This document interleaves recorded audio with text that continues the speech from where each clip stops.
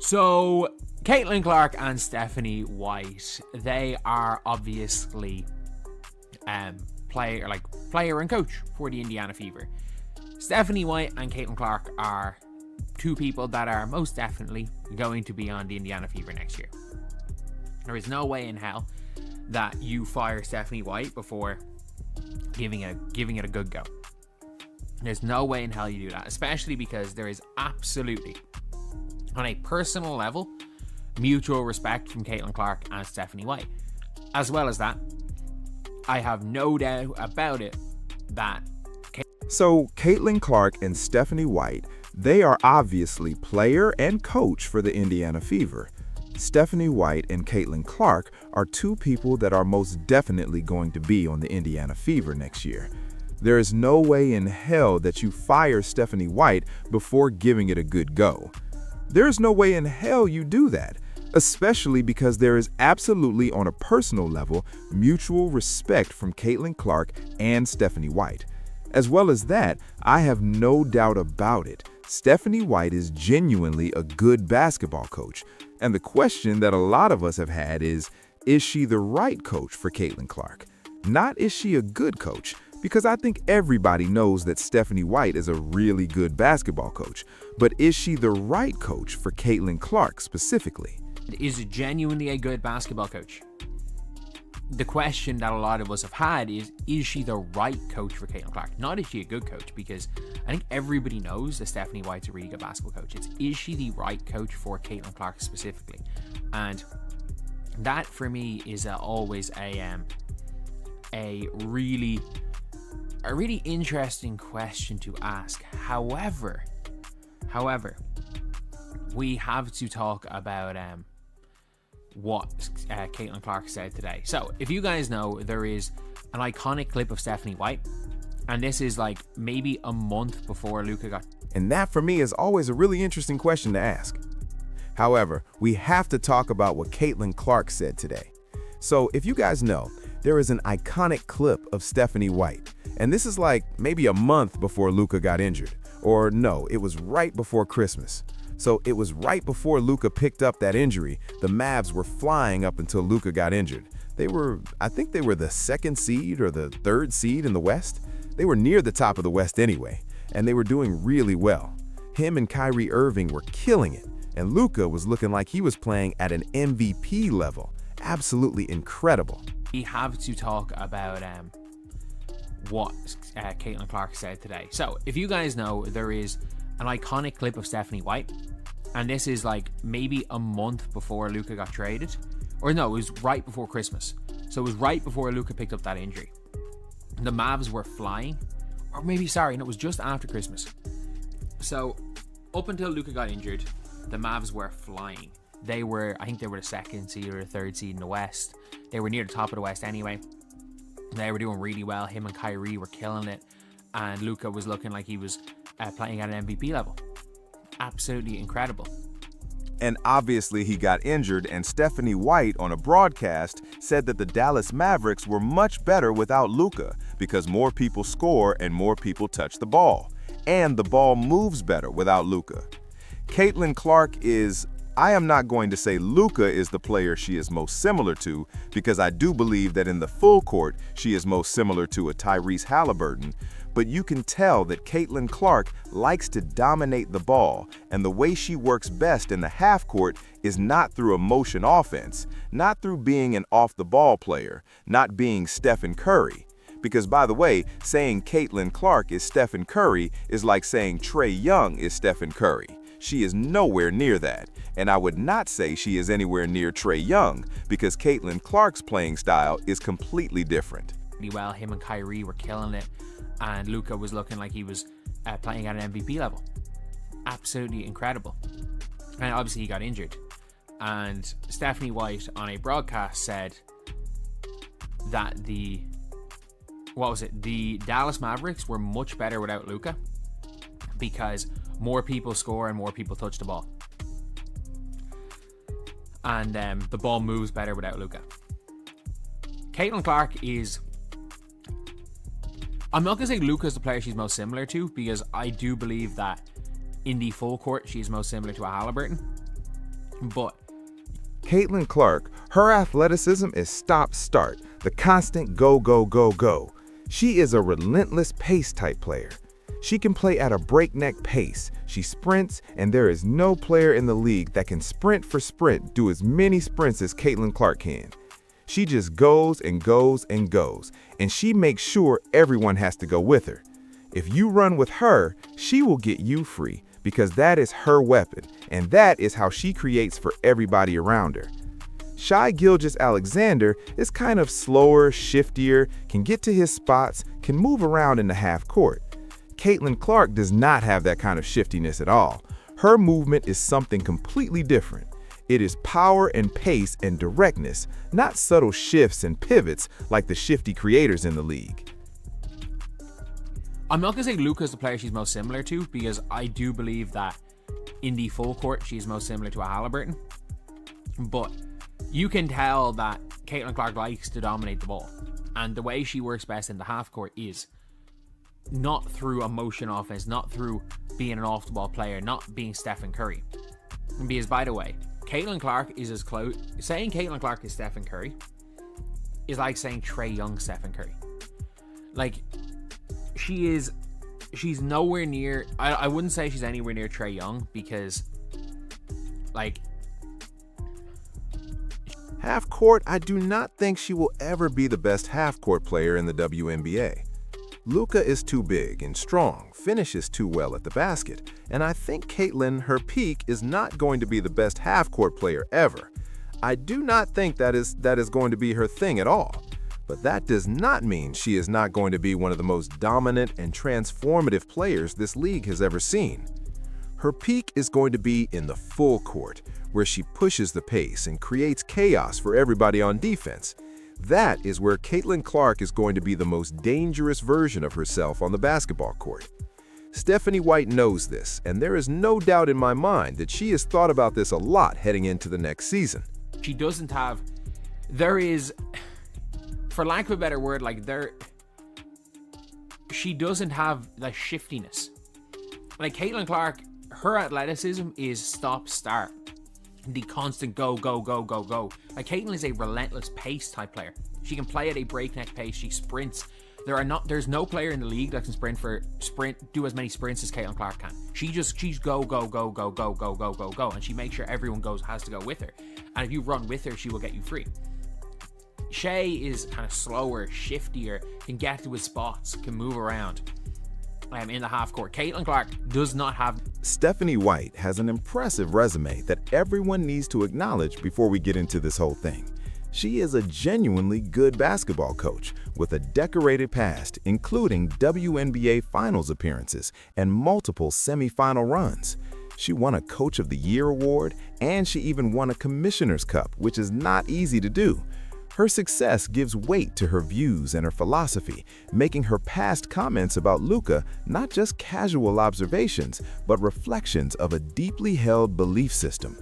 This track record makes the current situation even more fascinating because a successful coach must now potentially reevaluate the core tenets of her winning formula. But at the end of the day, there is mutual respect between Caitlin Clark and Stephanie White on a personal level. That personal respect is going to be the foundation of everything they build together going forward. Half court, I don't think she will. Luka's too big and strong, finishes too well at the basket. And I still think that Caitlin, her peak is I don't think Caitlin's ever going to be the best half-court player in the WNBA. I don't think that's a thing that's going to happen. I think Caitlin is looking at these players trying to get better.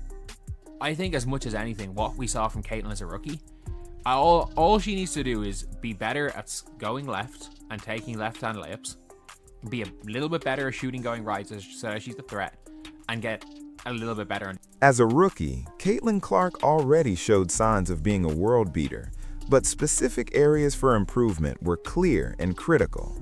She needed to get better at going left and enhancing her ability to drive and finish with her non-dominant hand. Additionally, developing a more consistent shot going right would make her an even more potent threat, forcing defenders to play her honestly on both sides.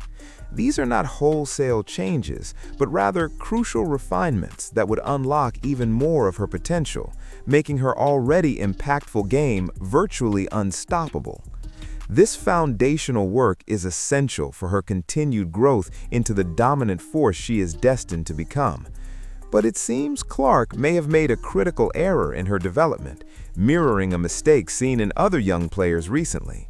She, like Angel Reese in a previous season, tried to build Rome in a day, attempting to implement wholesale changes rather than focusing on gradual, fundamental improvements. Angel Reese workouts, I was like, the problem I felt with the Angel Reese workouts was that she was trying to build Rome in a day, and she came into last season still unable to score layups. Like, she was spamming this dribble hezzy sidestep bullshit, and she couldn't make layups. I'm like, so you're shooting this sidestep thing at like a 25% rate. You spend the whole offseason working at it, but you still can't make layups. I'm like, work on the layups, work on getting that shot up, then progress it out to mid, then progress it out to three, and it's like gradual improvements. Rome's not built in a day, and by year 5, you're then looking at Angel Reese, a perennial All-W player. The consequences of this build Rome in a day approach were tangible, and you could see them all over the place last season. Caitlin Clark reportedly came into her second season slower even before any injuries hit her body. More tellingly, she still lacked real confidence in shooting, despite having the ability to do it. Her defensive effort improved, but her finishing around the basket was all over the place, often missing open layups that she should be making every single time. This was not a player who had made subtle, incremental gains heading into the season. It was a player who had seemingly tried to overhaul too much too quickly, leading to a noticeable dip in fundamental execution. The frustration was palpable, and you could see it on her face during games when things were not clicking the way they should. While Clark was attempting complicated side dribble moves and shooting them at a meager 25% success rate, she was simultaneously unable to make basic layups. The focus had seemingly shifted from mastering fundamentals to attempting advanced maneuvers, resulting in a counterintuitive regression that hurt her game badly. This was not about a lack of effort, but a misdirection of that effort toward the wrong things entirely. Working on layups, then progressing to the mid-range, then the three, represents a gradual, effective improvement path that every player should follow. Skipping steps for advanced techniques proved detrimental to her efficiency and her overall game in a major way. It is a bizarre paradox because a testament to her raw talent despite these struggles, missing open layups and an all-over-the-place finishing game, she still managed to average close to 20 points a game as a rookie. The underlying player, the generational talent, was clearly still there, shining through the inefficiency, and everybody watching could see it. Now, this paradox only underscores the urgency of addressing her development path heading into the next season. Imagine her true potential unlocked, free from these unforced errors and misdirected effort toward things that are not helping her game right now. The raw numbers speak volumes about her impact, but the underlying issues scream for strategic correction from everyone around her. She averaged close to 20 points a game as a rookie, while missing layups and shooting advanced moves at 25%, which is absolutely wild. If she fixes those fundamental issues and focuses on the basics first before adding the flashy stuff, her ceiling is beyond anything we have seen in women's basketball. The talent is not in question, not even close, because everybody who has watched her knows she is generational, and that is not debatable at all. What is in question is whether she and everyone around her are going to take the right steps to unlock that full potential. So where does this leave Stephanie White and Caitlin Clark heading into the 2026 season together? The coach, with a proven system that values distributed offense, now leads a team anchored by a player whose game echoes the very archetype White publicly critiqued on national television. Clark, a generational talent, grapples with developmental missteps, seemingly trying to force changes rather than refine her core strengths the right way. The path forward demands either a profound adaptation from the coach or a radical evolution from the player, or a strategic compromise that harmonizes these conflicting philosophies somehow. Their ability to navigate this deep-seated tension will not only define their relationship, but shape the future trajectory of the entire Indiana Fever franchise. This is not a simple problem that gets solved overnight. It is going to take work and patience from both sides. But the potential on the other side of this, if they get it right, is absolutely staggering. Stephanie White said the Dallas Mavericks were much better without Luka, and that is a statement that is now hanging over the entire Indiana Fever organization, because the player she is coaching right now is the most Luka-like player in the entire WNBA, and that is a fact nobody disputes. Caitlin Clark dominates the ball, she dictates the offense, and she creates for everybody around her, just like Luka Doncic does in the NBA. So now the question becomes, does Stephanie White actually believe what she said, or was she caught up in the moment on that broadcast? Because if she truly believes that philosophy, then there is an inherent tension with having Caitlin Clark on her roster running the point. But if she was just making a hot take in the moment, then she can adapt her system to fit her superstar and everything works out. The answer to that question is going to define the entire 2026 season for the Indiana Fever. Caitlin Clark is not Stephen Curry, and she is not Shai Gilgeous-Alexander, and she is not Trae Young, and she is not any other player you want to compare her to. She is Caitlin Clark, and her game is unlike anything this league has ever seen before in its entire history. The stop-start pace, the relentless sprinting, the playmaking, the shooting from anywhere on the floor, all of it is completely unique to her. Comparing her to other players does nothing but muddy the waters and distract from what actually makes her special as a basketball player. Stephanie White needs to understand that and build a system around what Caitlin Clark actually does, not what some textbook says a point guard should do. The best coaches in history have always adjusted their systems to fit their best players, not the other way around. And that is exactly what Stephanie White is going to have to do if she wants to maximize Caitlin Clark's potential on the court. The mutual respect between Caitlin Clark and Stephanie White is real, and it is going to be the thing that holds this whole thing together when it gets tough. You do not fire a coach like Stephanie White before giving her a real shot at making it work with a player like Caitlin Clark in her first full healthy season. That would be one of the most foolish decisions any organization could make in the history of women's basketball right now. Stephanie White has earned the right to figure this out, and Caitlin Clark has earned the right to have a coach who believes in her completely. The pieces are there, the talent is there, the coaching is there, and the mutual respect is there between these two people. All that needs to happen now is for both sides to commit to finding that sweet spot where the philosophy meets the player and everything clicks. When that happens, the Indiana Fever are going to be absolutely terrifying for every single team in the WNBA. At the end of the day, this whole situation comes down to one simple thing, and that is whether greatness can meet greatness and produce something special.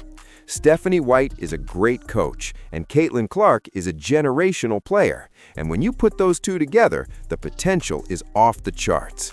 The tension over philosophy and playing style and past comments is real, but it is not going to destroy what these two can build together. Indiana Fever fans need to be patient, because this is not something that happens overnight. You have to let the process work itself out naturally. Caitlin Clark is going to come back healthy, determined, and ready to show the entire world what she is truly capable of doing. And Stephanie White is going to build a system that does not fight against her best player, but instead amplifies everything that makes her so dangerous. When those two things come together, the Indiana Fever are going to shock everybody, and the entire league is going to have to pay attention.